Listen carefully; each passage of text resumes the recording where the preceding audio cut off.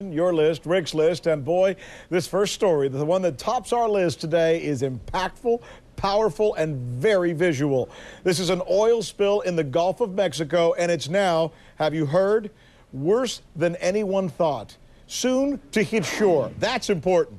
Let me take you through the area that we're talking about here. As you look at these maps, you see all the different cities and all the different states, from St. Louis Bay to Long Beach, all the way down to Biloxi, all the way to Pascagoula, stretching into other parts of Little Sand Island, going to Gulf Shores, and eventually ending up in Pensacola. That's how many different places can be affected by this thing.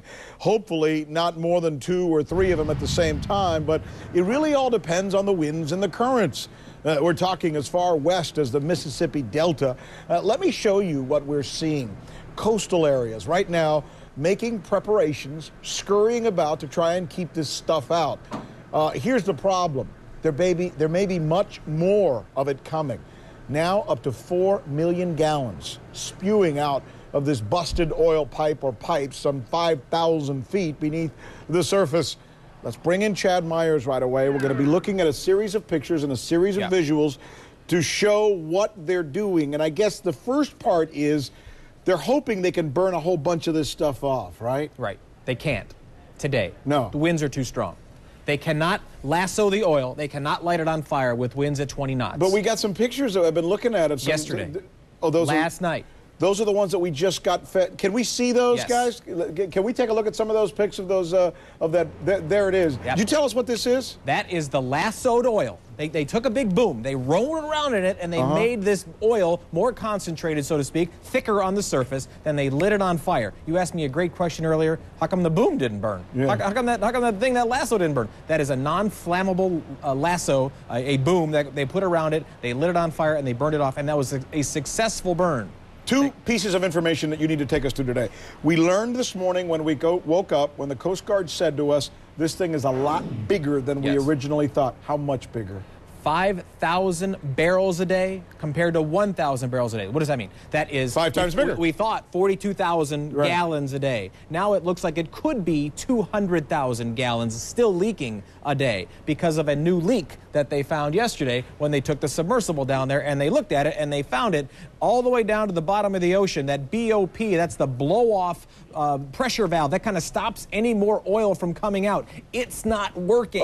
It is not shut off, so oil is still coming out. So the 2 right leaks, we knew about those. Right. The ones on the right. The one on the left above the BOP, that is still leaking, and that's where the NASA and NOAA and all those other guys yesterday, last night, 10:30 press conference last night, we were here on AC 360, and they announced that there could be 5,000 barrels, 200,000 gallons of oil coming out every day still. This thing is getting even more significant than we originally thought. Obviously, it's growing in intensity. The impact could be more severe. It's starting to seem a couple of things. First of all, why is this surprising us now? Why didn't these folks have their act together? Now, that's a question I have to ask. Now I'm also wondering if it may need a more united front, including perhaps the U.S. military. I want to go to Chris Lawrence. He's our Pentagon correspondent. Let's bring him in, Chad. Chris Lawrence, are you there?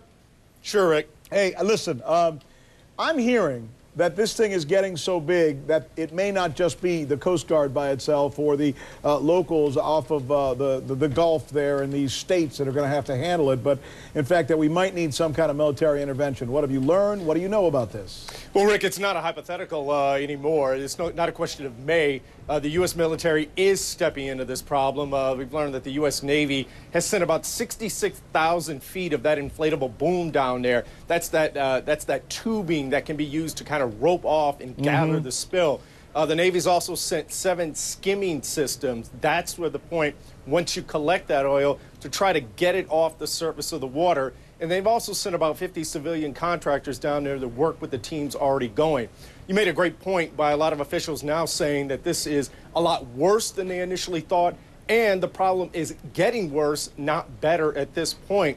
That's why they're now using the Pensacola Naval Air Station as sort of a staging ground, because if this is going to take longer time than they initially thought, you're going to need room to stage all those pumps and barges and things like that.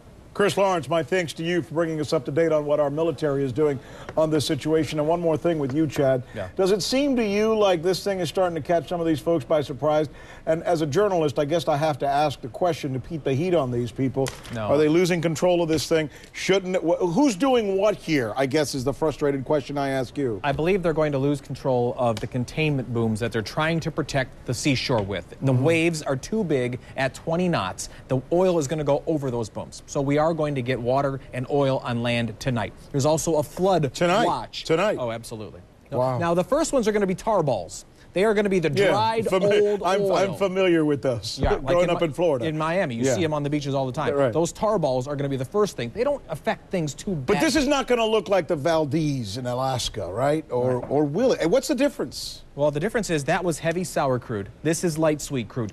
Two completely separate animals. The oil that's coming out now is actually a higher grade crude oil, and so it evaporates quicker and it is more volatile and it will catch on fire like they burned it off yesterday. Get that wind to stop, they can burn more off. And the Valdez you couldn't do that with because it was too thick. And too cold. You know the answers to these things, and I appreciate it. And you know what? Could you just keep tabs with us all throughout this show as soon as there's anything coming on? And if they start burning some of this stuff, but you don't think they're going to do it? I don't think they can do it All at this wind. No. Well, if the wind dies down and they do it, let us know. Okay.